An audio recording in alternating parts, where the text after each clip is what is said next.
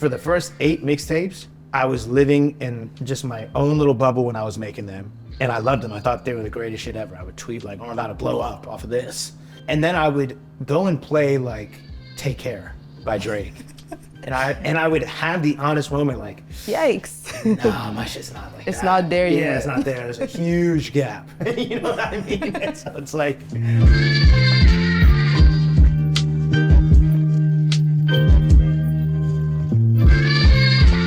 How you doing today? I'm great. How are you? I'm good. Yeah. Excited to be here. Yeah. Happy to talk about a lot of things that I have planned. I was preparing for this interview. I was watching your other interviews to just get ready for this. And you were talking about your album, Santiago. Mm-hmm. And you mentioned that before you made that album, there was a period of time where you just had to step away from the music because you didn't feel like you had anything to say yet. Yeah. I felt like that I did a bunch of verses for Santiago and they were just vapid. They just felt like empty, and the songs required me to dig deeper. And at that point in my life, I just hadn't yet, you know? So I was really disappointed with myself, to be honest, because like I had a bunch of producers over and, you know, BB Borelli and Rex Cypherage, the songwriters, and we're just all making stuff. And we like did all the beats and like pretty much did all the hooks, and then all the verses were empty. And I like put verses on them after they left, and I was like, nah, like, this shit's just fluff. It was before I got into therapy. 2022, like August of 2022, I got into therapy. Therapy is such a, like, I hate using the word because it has its whole own thing. Connotation. Yeah, and like the guy I talked to isn't even a licensed therapist. He just like studied under a bunch of like, you know, really top therapists, whatever, and he's super knowledgeable, but he just works with men who have like, you know, achieved a high level of success. So like he gets it, you know? And so after, you know, several sessions, I was like, oh, okay, I don't need to scrap this album. I just need to delete every verse I have on there and just like dig way deeper. And so that's what I did. So I finished it. I guess I probably finished it like end of 2022. You talked about Kendrick Omar and like his song Father Time. Right in there. Yeah. Oh, okay. Yeah, you talked about Father Time and how hearing that song was like, you kind of had an epiphany, like, wow, the way he spoke about like, you know, having daddy issues on there, and like you kind of felt like, whoa, this is cool.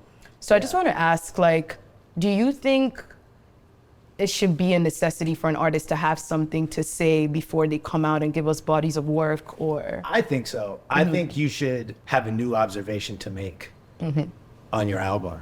You know, Rick Rubin has this great quote in his book where he essentially says like, the world isn't waiting on more of what they've already heard. It's a good one. Yeah, so it's like, now that doesn't mean that you can't just sort of use an old formula and still like achieve success with that song, but for me, when I make albums now, like where my headspace is now, I just want to be saying something new, you know? I want to have something new to say. And I think with Kendrick and that song, Father Time, that's one of my favorite songs in the past, like, ever. It's a really good song. It's so good. Yeah. When I heard that, I think a lot of times with artists, when they introduce new subject matter into the like landscape, it sort of is like permission to like, oh, okay, I can now go. Someone else could do it. Yeah, it's just like, okay, the audience is maybe more receptive to what I'm talking about on Santiago because of songs like that. It just makes it easier for the message to be received. So yeah, it was really inspiring to hear a massive artist talk about dad issues, especially like a male rapper. From a male perspective too. Which is very rare. Very vulnerable, you know, and vulnerability is not something that's exactly championed in this space. Especially among men. Right, in general. So hearing that, it was like, in a weird way, like permission, in a sense. To do it. Yeah. That's cool. Yeah. You coming up as an independent artist, SoundCloud was really, you know, a platform that you used to get your music out there. Yeah. But you've spent so long, you're more than 10 years in. If you were to do it all again, how would you get your music out there? Because there are a lot of artists nowadays going that independent route, and just, where do I start? So what would you tell them? I had a good plan. I think I tweeted it, what I would do. So I want to get it. I want to see if I can remember it. But I wouldn't do song a week again, because that's what I was doing, like song a week for fucking 2 years or something. Cool. Yeah, it was insane. But I think now with the way things are consumed, because I was with SoundCloud where you could just, there's no such thing as dropping on a Friday or whatever. Like I was just uploading a song on SoundCloud on Tuesday and it was immediately on there, you know, and that's where the eyes were at. That's where discovery was happening. If I was trying to blow up now, I think what I would do, first step, I would just make a bunch of songs. Okay. And I think a lot of people don't realize that in order to be like productive, you have to be patient first. Some people like they make 2 songs, they're like, no, I gotta drop. And it's like, okay. And then you drop and it's like you have nothing to follow up. Nothing else to follow up. And now like you create no momentum. You know, you put out 2 songs and then it's 7 months before your next one, and then you get antsy again, and that's why there's no consistency, you know? So I would just make a bunch of songs first. And then honestly what I would probably do, knowing that TikTok is just where it's like SoundCloud in the sense of where music discovery, yeah. I would just start teasing a song every, I don't know, 3-4 days, something like that. Okay. Yeah, just like put up snippets, a different one for like a month, and just see what reacts. Test the waters. What sticks. Yeah, see what sticks. Whatever top 2 stuck the most, I would put those out the next month. Like, so 2 songs a month, and then on that next month I would do it again. You know what I mean? Just like, because to me, TikTok is so crazy where you can put up a snippet and it goes fucking viral. Crazy. Yeah, it's like not even out. Like, you can blow up off a song that isn't out. All the time. It's crazy. I see that all the time. Yeah, so I would build community because of that. I think that's something that's really, really important, is building your niche, whatever it is, and building that community and feeding them and staying engaged and staying consistent. But first step is making a bunch of songs. But one thing I would say a lot of artists have struggled with is, and me as a content creator, TikTok is great getting your work out there. Yeah. But TikTok, I wouldn't say is the best for community. So how would you build community? In what sense? Because like TikTok, you're really dependent on the algorithm. Okay. So the algorithm can be really random. You could have, for example, I have 300 and something thousand followers out there. But sometimes I post a video and I'm at the mercy of the algorithm. TikTok will only show 2,000 people. It's like I have thousands of followers. So it's like, I wouldn't really even say TikTok. It's really good for putting that music out there, but for just to build community, I would say Twitter might even be the better option for something. Well, I think in terms of like that whole algorithm thing where you can like make a tweet or fucking post something on Instagram and it reaches 2 people and you have 1 million followers. It's like, that happens across the board. That's also a good lesson though, in just like perseverance and detaching from the results, you know? That's facts. I think you can still build a community on TikTok or wherever. But I do like this sort of, it's kind of what I'm building with my platform, Russ World, which is just getting rid of the middleman. It's my own platform. I can send it. Yeah, I can send messages directly to 200,000 people. And it started from me like getting my own Discord and seeing the benefit of just being able to talk directly to them. So I would, you know, I think every artist should have a Discord at least, for sure. Reach the fans directly. So with so much music and content coming out today, what would you say defines an artist's like impact? Is it influence? Is it longevity? Because, for example, Ka just died, rest in peace. And like so many people came out saying, you know what, he was my favorite artist, you know, he had a huge impact. But when it comes to the mainstream, he wasn't crazy mainstream, but he had so much impact. So I'll just say, as someone who's like done this for a long time, like what do you think defines your impact? It's tough. I think numbers tell like half the story, you know? I think to be honest, like I think impact has to do with how you impact people's minds, you know? And I think sitting there and comparing like, well, how many people did I impact versus them it's a useless conversation. You know, it's like, what is the end result of that? Just comparing like who's more impactful. I think for me, your legacy is what people would do in honor of you when you die. You know, so if you think about like, name an artist like Nipsey Hussle when he died, right? For me, I was always such a big Nipsey fan, and it's like, he left behind the marathon just as a mindset. And it impacts your mind. Yeah, so it's like, I think impacting the mind is the most beneficial thing you can do while you're here in a positive way. A lot of people, a lot of artists, they're not impacting your mind, they're just inspiring you to do drugs and like buy designer, which is like, if that's what you want to do, that's fine. But it's like, really think about what the legacy of some artist would be. Like, oh man, this person died. Like, I'm about to go to Gucci and ball out today. Yeah. And that's their legacy because that's what they were known for. And it's like, okay. I feel like both could coexist though. Oh, they do coexist. Yeah, for sure. Do you pay a lot of attention to charts and the sales conversation? Because you mentioned Unfortunately, yes. Why you say unfortunately though? Because I just feel like I never gave a fuck until I got inside, you know? And you adopt the industry's metric as your own. You felt like you had to play the game a little bit? Not necessarily play the game. I feel like you have to pay attention to the scoreboard. And when you're on the outside of the game, when you're just watching the game from the bleachers, you don't care. It's different. Yeah. But then when you're on the court, you're looking up at the scoreboard like, That's dang. true. Yeah, you know? Even I'm sure for you, like you probably, when you were just thinking of like doing this, right, before you did your first interview or whatever, I'm sure you weren't looking, maybe you were, but like, sure you didn't care, we're looking that closely at what other people's views I was were not until you you started doing your own, and you're like, well, how do I compare? This is it. Maybe I should be. You start sizing yourself up, and it could get really messy. Like the comparison game can get crazy. I also think fans have really like ruined that, you know, especially like the stan culture. I feel bad for like female rappers and like pop artists. I don't see it happening that much with like. I see it happening with like male rappers too. It's but more aggressive on the female it's side. so insane.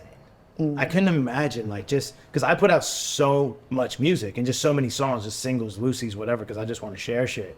I couldn't imagine if every time I dropped something, it was just a barrage of messages of like, this didn't even chart. Like This flopped. It's like, what? Oh my God. You guys are missing the whole point. Yeah. Like this isn't about that. It's just about making shit you love and sharing it.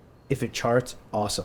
If it Great. doesn't, If it doesn't, whatever. But it's like, I always tell artists too, it's strange to idolize like the Billboard charts so much. Like, I get it, because we all like, to be ambitious is fine, right? So it's like, I want a #1 song on the Billboard charts. number one album. Yeah, I want a number. All that is fine. It's like when you start making an enemy out of your goals is when it gets like unhealthy. You know, like, if I don't do it, Then I'm not a good artist. right. But I think it is strange to idolize the Billboard shit simply for the reason that it is only a metric of what's hot this week. You know? True. That's it. It has no bearings on like, did people keep listening after a year or 2 years or whatever? You know, it's like, for example, 315, my song, it never even sniffed the Billboard charts, right? But it has 700 million streams, you know, and it's double platinum or about to be double. So it's like, I have a lot of songs that have like gotten a plaque, but they weren't on the Billboard charts. And I think, yeah, like in an ideal world, you have both. You know, you have a song that's like crushes the Billboard charts and it goes platinum over time because people kept listening. Sure, but it's like I see so many people only focused on week 1 consumption and not week 52. And I've seen that happen to me as a content creator. You know, they say, make a video for this album that just came out. And I'm like, I want to kind of sit with it for a little while. Listen, and you're like, well, if you can't make a video past week 1, don't bother. Right. And it's like, because they want you to talk about it so it impacts the first week sales. Or even if you put just up an crazy. interview and it gets 100,000 views in the first day, you'd be like, holy fuck, right? But what if it just plateaued at 200,000 after a month? As opposed to an interview you put up and it gets 10,000 views in the Steadily first just day, growing. but after 2 months it has 500,000. It's like, I think so many people are so zeroed in on like, but what did it do right now? Instant And if it didn't do gratification. good, week 1, it sucks, it's ass. It's like, I've been doing this a long time and I like the fact that people continue to listen to my music over time. It's always a slow burn with my shit. Very rarely do I put out a song and it instantly goes crazy. It's happened like 4 times and I have 500 songs out. You know, it's like so rare. Okay, so early in your career, you received a lot of backlash because you were very outspoken about some delicate issues in the industry, and a lot of that backlash came from fans of maybe artists that you critiqued. So I can imagine that probably was difficult to deal with. Like, how did you navigate that? It was really difficult because it like threatened my idea of who I was. Because for a long time, I got my self-worth from the idea that everyone loved me. Like that validation. Yeah, and so like when I got slapped with reality of like, wait, people don't like me, then who am I? It's always a reality check, like, yeah, whoa. it's fucked. It's fucked. It was, but it gives you this like social media PTSD of like, I understand. yeah, of like, where like now like you proofread your fucking You're like, tweets I hope I'm not trying to offend anyone here. Yeah, you know, yeah, it was tough. It was tough to deal with, especially because it just felt like I was misunderstood. But at the same time, like, I get that, you know, when you're saying things that are not the popular opinion, there's going to be people who don't like what the fuck you're saying. Yes. And it's just the internet. It's like, you know. Yeah. Like I was probably talking shit on the internet when I was 17 too. Yeah. Do you think artists have that responsibility in addressing like the toxic part of fan culture, even if it's through their own fans? Like, for example, if your fans got really nasty beyond reason to another artist, do you think the artist has a responsibility to step in and be like, y'all, chill? Or do you think it's something you'd ignore? Me personally, I would. I just like, my fans aren't that loud on the internet, you know, and that's why a lot of people are always so confused of like, where are these Russ fans? Like they'll see you know, of an arena and they're like, I don't get it. It's like, yeah, because my fans don't partake in like the noise and chatter of like an academics comment section or like Twitter thread nonsense, you know, they're just, I don't know. Yeah, they're not partaking in a lot of the bullshit. But in a hypothetical situation, I would take responsibility. I think artists should. If you see your fans are being insane, you should probably say something. You know what I mean?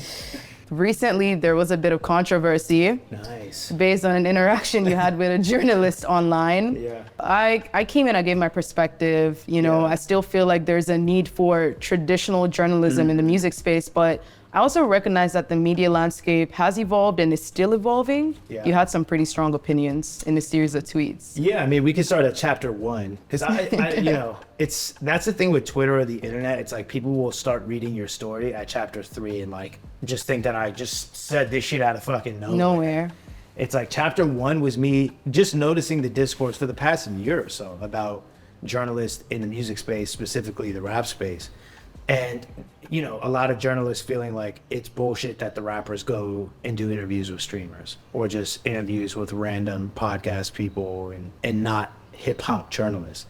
And my original chapter 1 tweet just saying like, here's why I think they're doing that, which is those streamers and podcasters, they have platforms. They have a lot of fans. So it's a like collaboration of the fan base. I want to go and talk to somebody who my message is going to reach a lot of people, as opposed to, oh, I should do an interview with Complex or The Source. And it's a written interview. No one's going to read it. It's a waste of all of our time. It's not, you know. And so then it's like, okay, well, journalists need to have their own platform where what you're doing, where you guys are, it's visual content, it's in video. And yeah, that was really like the whole point. Journalists need to like build up their own brand. I think a lot of the backlash I saw, because I was just reading some opposing perspectives, and a lot of people said it's kind of unethical to have journalists build their own platforms, because, you know, that's not really how it's supposed to be. I think they were saying it was unethical that, for example, with an interview I've done with B-Dot, when he came to my house, I offered to pay for the production of it. I get what they're saying, like, well, then it's going to be biased. But it's like, if it's biased, that's his choice. You know what I mean? If he wants to come in the interview and feel like his tail's got to be tucked because, like, I paid for the cameras, then, like, that's his choice. Like, that's him being weird. And he wasn't. You know what I mean? I just think, like, it's just fuck all this weird covert contracts. It's just, like, to me, a generous, normal thing to do. Like, when you were like, oh, I'm down to do an interview. If you would have been like, oh, shit, like, I really want to come to Atlanta and interview you, but like I need help with like the cameras. Like me being a generous person, I would be like, I'll get the cameras. I can help you. Yeah. What is wrong? Like to me, that being unethical is strange. It just seems like it just came off bitter to me. People being like, well, no, like you shouldn't be helping them produce your own interview. It's like, okay, well let's look at the alternatives then, right? Then it's doing interviews with a journalist who has to then go like scramble and try and find some third-party platform to run it through, whether it's Complex or XXL or Rolling Stone.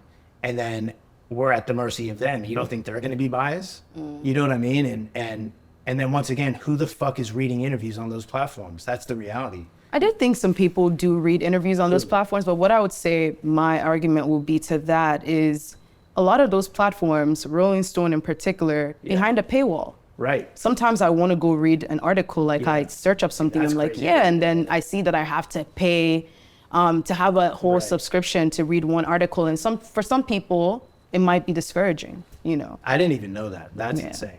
I think nowadays it's beginning to be something that's happening a lot. Yeah. So, I mean, look, and I was talking about it with very well-respected journalists. Artists have always gone where the eyes are and where the readership is. They weren't going to the Source or XXL because they just were like, oh, out of the like generosity of their heart, they're going there because that's where the Those readers were platforms. Yeah, that's where everyone was looking. So now everyone's looking at the streamers or a podcast or people with their own brand and platform.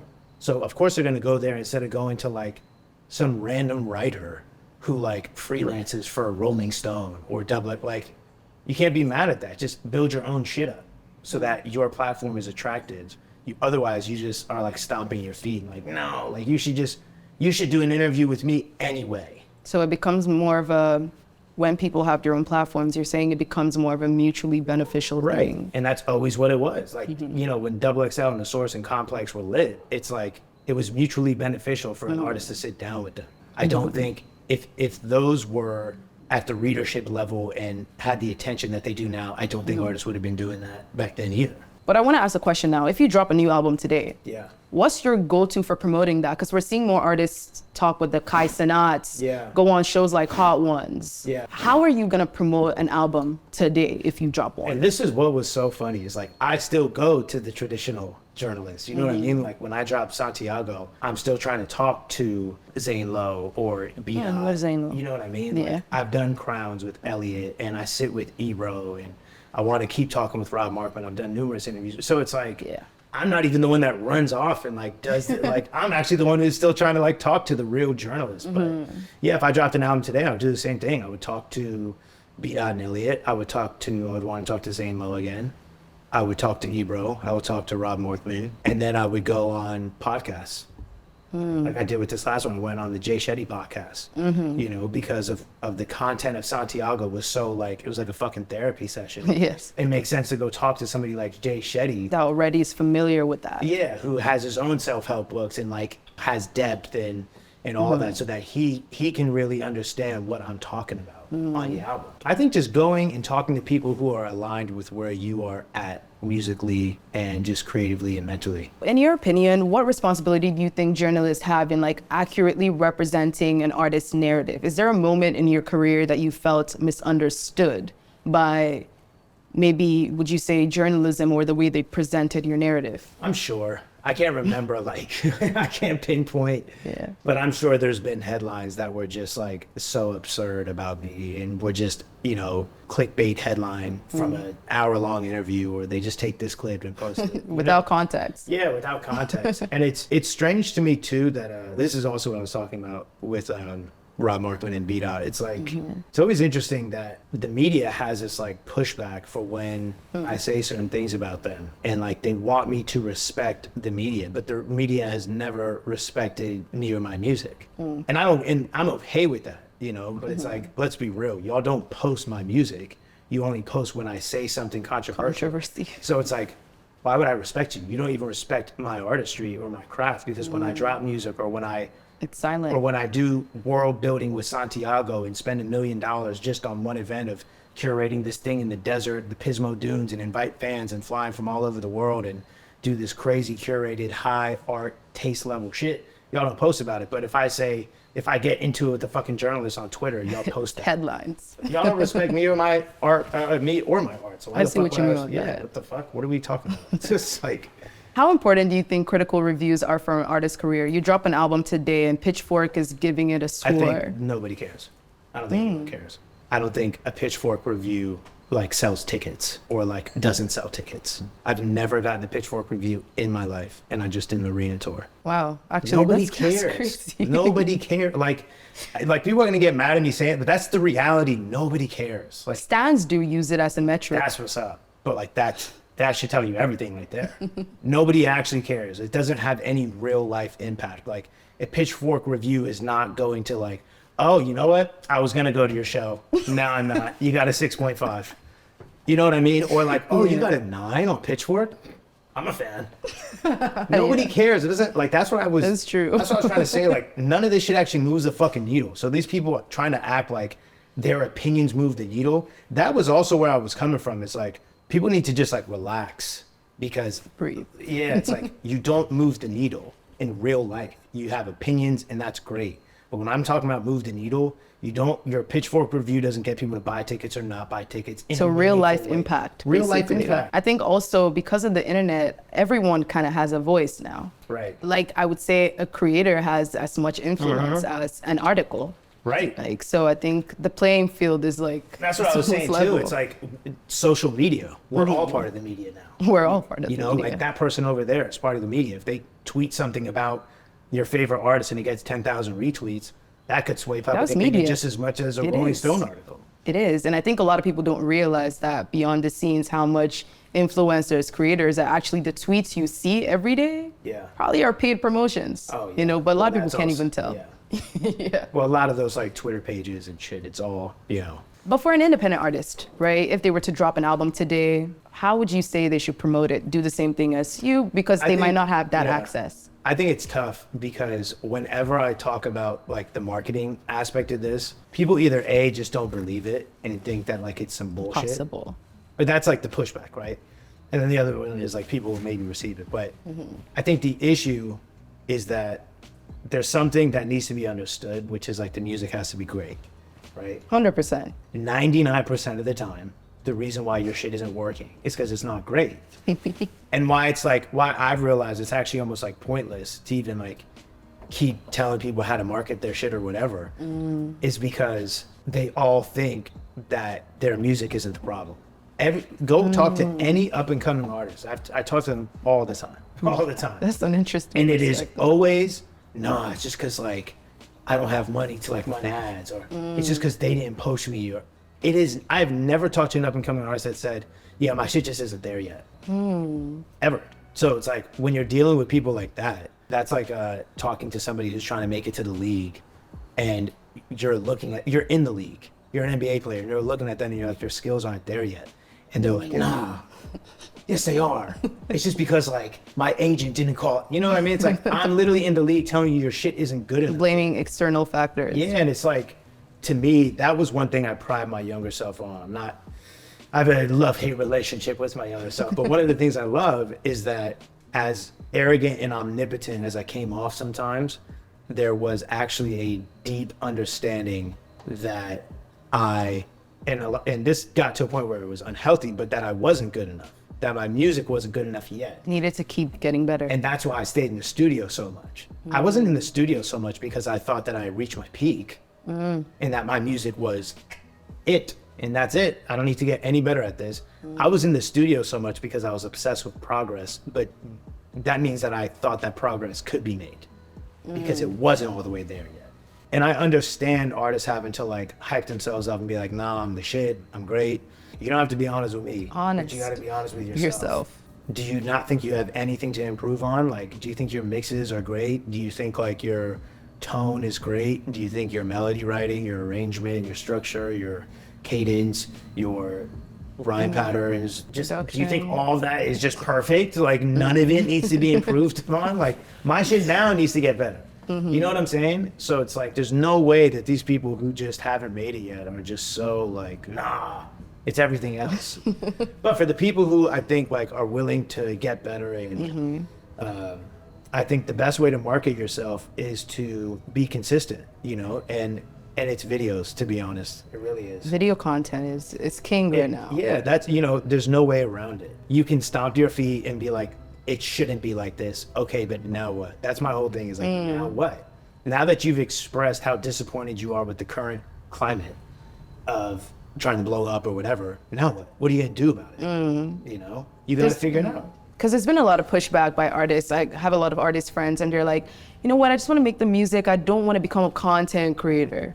You know, what do you say about that? I think just manage your expectations then, you know? It's like, okay, you don't want to do what other artists are willing to do, and that's fine, but then like don't be surprised when they get here and you get here, because you've literally just expressed you're not willing to do this. So, okay, that's fine, but then like manage your own expectations, you know? And I think a lot of artists, once again, it's just the entitlement of just feeling like I shouldn't have to do X, Y, and Z, and I should still be able to be as big as Kendrick and Drake and Cole. You know what I mean? It's like, says who, you? Like, that's not even what the market is saying. The market is saying like, we want to see you, you know? Also, those artists came out in the blog era and they used the medium back then to get your music out there. So times have kind of changed and you gotta. Yeah, I think, look, for the most part, a lot of people have iPhones. Get creative. And like, I'm not saying it's easy or whatever. I'm just saying at the end of the day, if you want it that bad, you'll figure it out. So the whole like, I don't want to become a content creator. Okay, you're probably not gonna blow up. And that's okay. But like, don't, you know, once again, it's just all about be realistic. Be realistic with yourself. Mark Manson, who wrote Subtle Art of Not Giving a Fuck, he has this great part where he talks about people not really wanting it that bad. And he talks about how he wanted to be like a rock and roll star or whatever. He was like playing guitar in a band. I'm gonna like probably butcher the story, but I'll get the gist of it. But you know, it was a lot of like sacrifices and life on the road wasn't fun, or like, you know, staying up late, putting these hours in, practicing, being broke, And he realized like, oh, I don't want it that bad. I like the idea, the vision of the summit, but I don't want to do the actual climbing. You know, it's like people who want, like me, myself, I would love a 6-pack, but not that bad. You know, not bad enough to like do what I actually have to do to get it. That's facts. Yeah, so it's like a lot of people, you want to be a massive artist just because who doesn't? That's awesome. The idea of it is sick, you know, but you don't actually want to like do the stuff you need to do. Like if you're an artist who's like, I don't want to be a content creator, I don't want to have to make videos, I don't want to have to market myself, then you don't want to be a big artist that bad. You don't. You like the idea of it, like having fans and doing shows and getting money and girls or whatever it is, but you don't actually want to go to the gym, track your food, be in a calorie deficit, 8 hours of sleep, gallon of water. You know what I mean? Like you don't want it that bad. And a lot of people just need to realize like they don't want it that bad, and their life will become a lot less, they'll have a lot less friction in their life, because suffering a lot of times comes from the like resistance of your reality. You know, you're suffering so much. Almost in denial. Yeah, you're suffering so much because like you're resisting the fact that you actually don't want that thing that bad. Would you still take the independent route in today's landscape if you could do it all over again? Yeah, even more so now. Why would you say that? Just because the barrier to entry to like reach your fans and all of that is lower than it was even 7 years ago. You know, it's easier now to like reach people. And I know a lot of people are like, no, it's not. Everyone else is doing it. It's like, that doesn't negate the fact that it is easier to just make a post and reach people than it ever was. Yeah, so like the greatness rises to the top. That's always how it was. But at least you have a shot. A lot of people say it's saturated though, so the cream doesn't rise to the top anymore. Well, but like, listen to even that, right? That's them implying that they're the cream. What if they're not? You know what I'm saying? Though? It's like, what if they're not? But nobody, like no artist has that self-reflection. Like, nah, I can tell the cream doesn't rise to the top because I'm not at the top.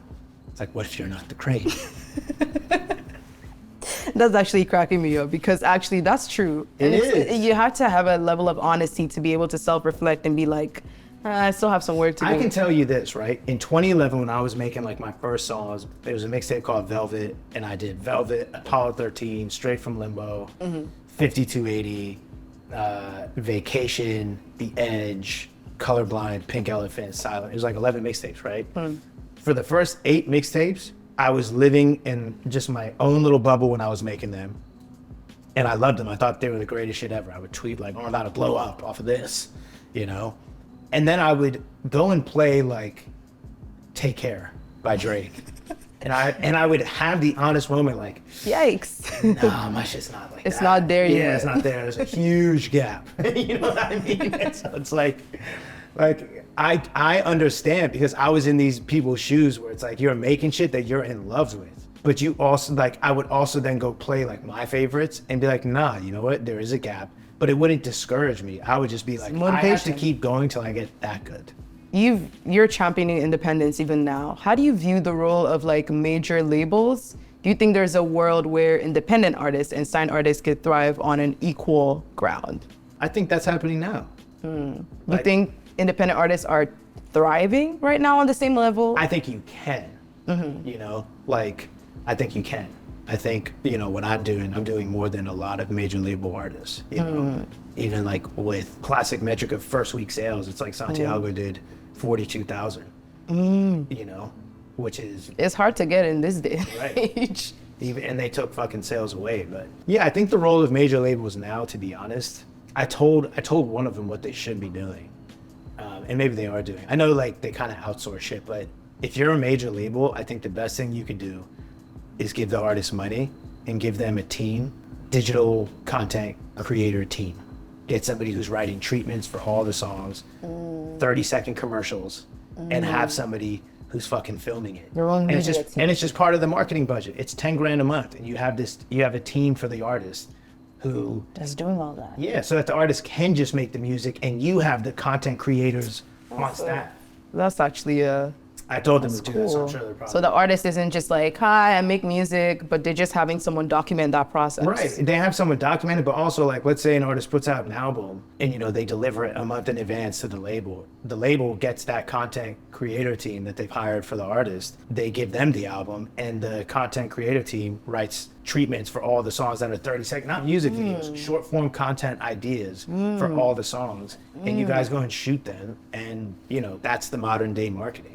That's crazy, because you answered a question I was gonna ask, like, how would you picture an ideal relationship between artists, journalists, content creators? And I feel like that just answered the question. Yeah, I think you doing what you're doing is what more journalists should do, which is like, look, you guys want to interview people. Goes back to what I was saying in that tweet. If you're a traditional journalist and you're like, I want to interview someone and not have to deal with like The Source or Rolling Stone, like having to either A, pick it up or not pick it up, or maybe they fund it, maybe they don't. Look, DM the artist or their manager. You guys have the context now. You've been in the game for 10, 15, 20 years. DM them, say, I want to do an interview. And you got to put your own money up to produce the interview. Or if you don't have it, hopefully you come across someone who's generous like me, and they say, I will get the cameras. I can help you, yeah. You know what I'm saying? Like, that's all I was saying. That's rare, though, I would say, in my experience. It's even rare for artists to be like, because a lot of them, I'm down. And I'm like, yeah, it's going to cost me money. Yeah, but see, like, I was hesitant to, like, ask to help because of like the whole fucking Discord. Like, God, now like I'm a schmuck for like asking like to help if you need help. What a strange world we live in where people try to vilify somebody who's offering help. You've accomplished so much, but I'm sure there's more that you want to achieve because you seem like an ambitious person. Yeah. You know, what is that thing that's still left for Russ to do?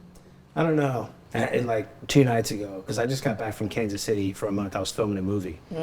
And it's like my first like lead role, like co-lead role to me and like someone else. But I was sitting there in my house like 2 days ago, and I'm like, it just all hit me like how much I've done. Because I just saw like a TikTok, like an emotional, dramatic TikTok of like, your younger self would, you know what I mean? Like your younger self would look up to you and cry and be so happy. And I'm like, all right, well, here I am sobbing at 2 a.m. So I start reflecting. At this point, everything is just extra. It's like, because I'm ambitious, it's like my brain tricks me into thinking there's still more to do. And there's always more to do, you know, essentially. Always. But it's like, when I just sit back, I'm like, I just did an arena tour and sold out the Forum and sold out Climb and Pledge in Phoenix and Chicago Arena. You know, it's like, I have platinum albums and platinum songs. And you've written books. New York Times bestseller this year. I just did a movie. It's like, what? This is all just extra, you know.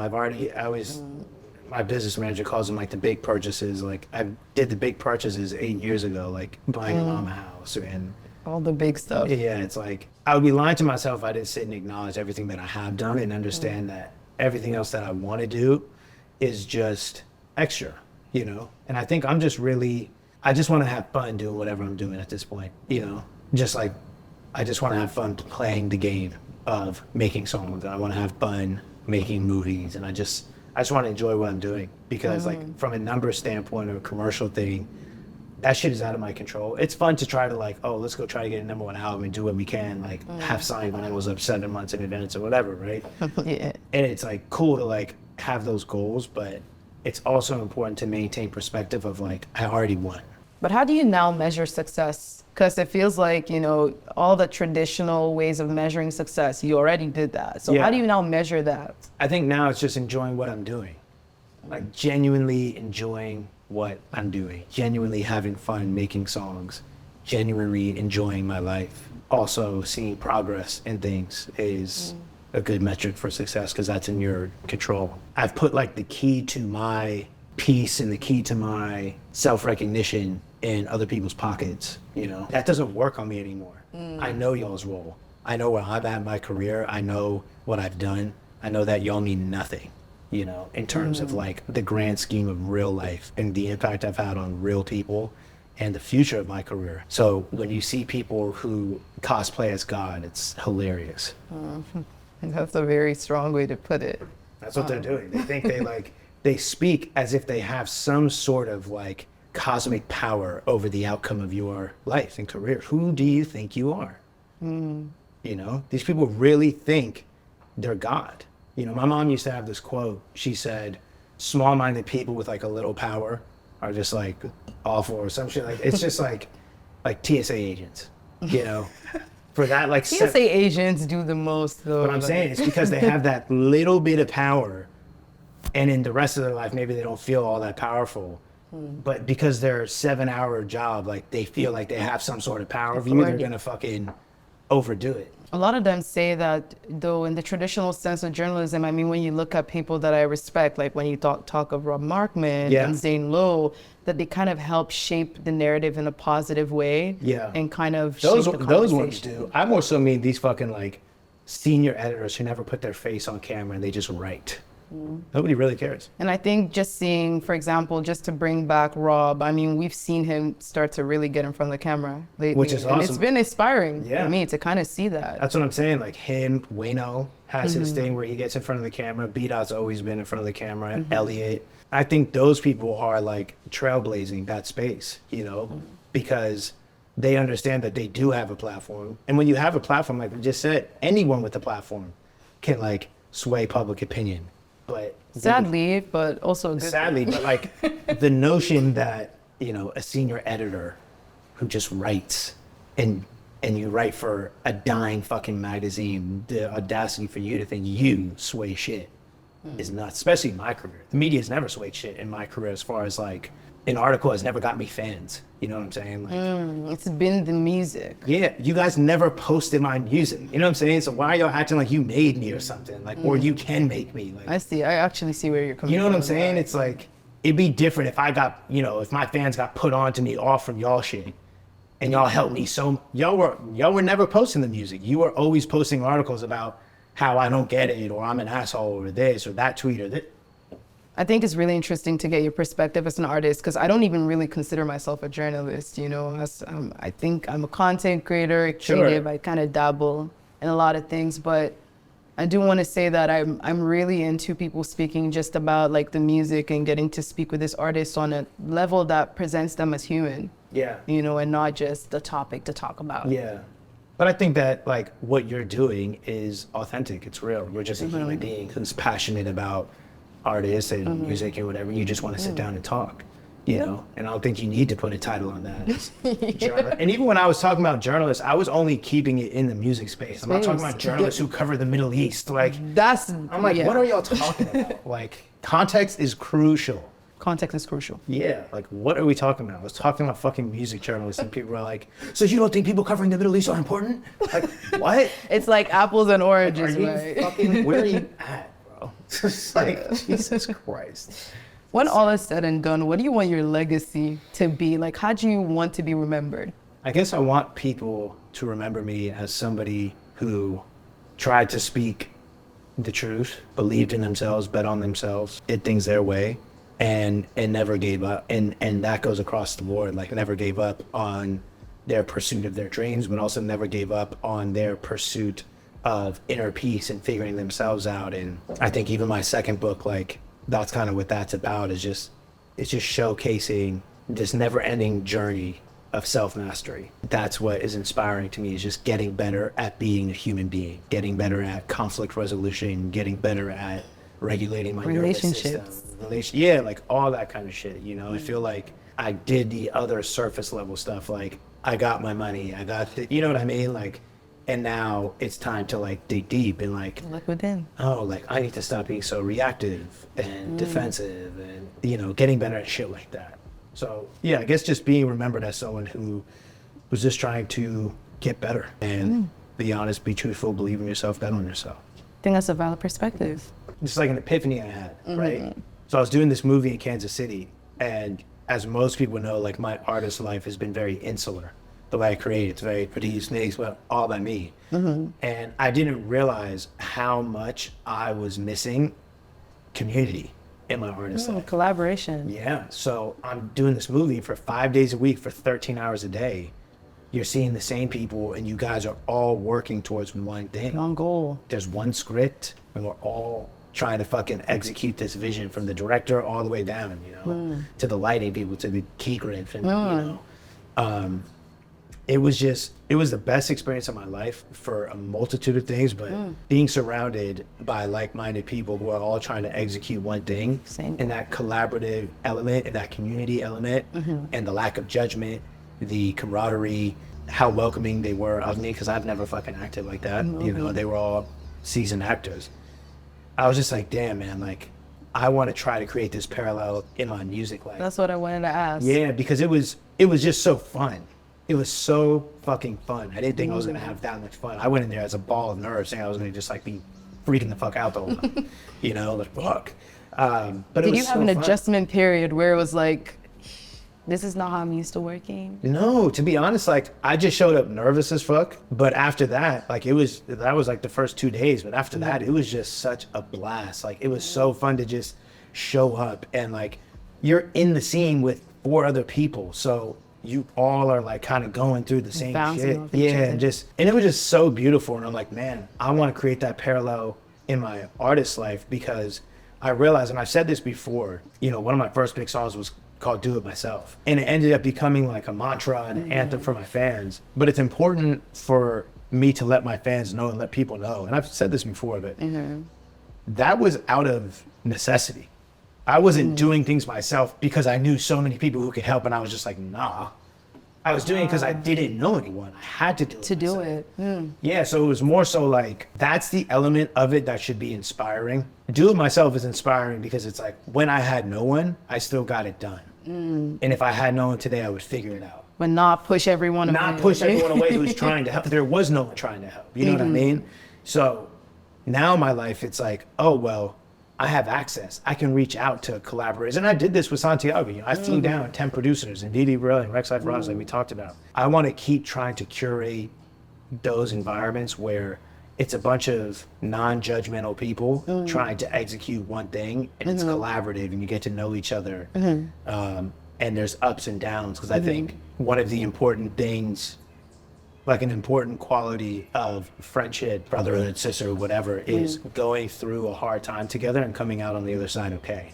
You know? So like doing the movie, it was like a horror thriller. It was like a lot of intense scenes, like filming in a fucking river at 48 degrees, and it's like a fucking coal plant. You know, just like doing nut shit and doing overnight shoots for a week and a half, 7 p.m. to 7 a.m. And, you know, we're doing hard stuff. Like, granted, we're filming a movie, so it's great, but it's hard stuff in the movie. And just going through that with other people, going through tough shit with other people, accomplishing it, finishing it, and coming out on the other side okay, is just so beautiful. I just didn't realize how fucking important that was and how much I was missing in my life. Because when I'm just like making shit by myself, I'm just going through it by myself.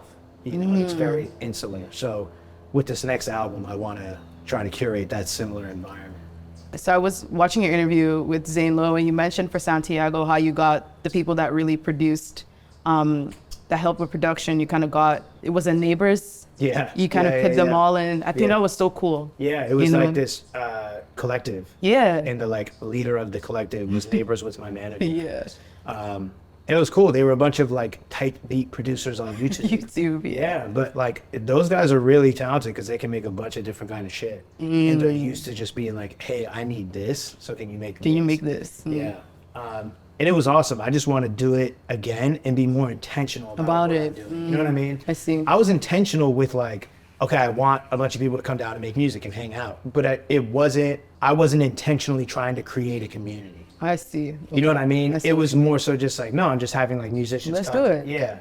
But it wasn't like, oh, let's hang out and let's like get to know each other. Because that was the thing with the movie. Like, the majority of the time is downtime. You know, you film for 5 minutes and then you're sitting for an hour as they set up the next shot and wait for the plane. And wait, you know what I mean? For real, because we were filming outside, so there's trains going by, you know what I mean? Yeah. So much of it is downtime that you're getting to know all your like co-stars and stuff. That element was incredible. To like get to know people and really feel a connection. A connection. And then go do what y'all have to do, you know? It just made it so fucking fun, you know? I like that, because I struggle with relegating tasks to people. I feel like I could do it myself, why not? Right? You know, but it's and I'm sure it's like probably, you know, music and like journalism, it's lonely, you know? It just is a lot of times, like, because there's this competitive undertone. There is. You know, that makes it feel like maybe you can't just be friends with some of your peers because you're in competition.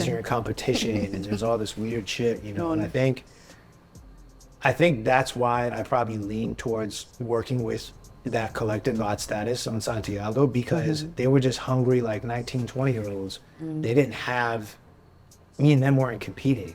You know? There was no ego involved. I think that was what made the movie so beautiful too. There was no competition, no ego. I'm just going to take a lot from that. But yeah, I want to try to just curate more collaborative, community-based environments with the music. I think we've seen that happen on big projects, like you think of My Beautiful Dark Twisted Fantasy. Exactly. And see what came out from that. Yeah, that's still such a dream of mine to like go to some remote location. Just fly everyone in. Yeah, just like, look, we're all going to be here for 2 months and we're just going to make shit. Yeah, it's definitely a fantasy. I just don't like leaving the house. So there's that. Feel you in that aspect. I appreciate you coming down. Thank you. This was really nice. This is really good. Hey, this is Duncan. Fuck yeah. Oh, I didn't see you over there.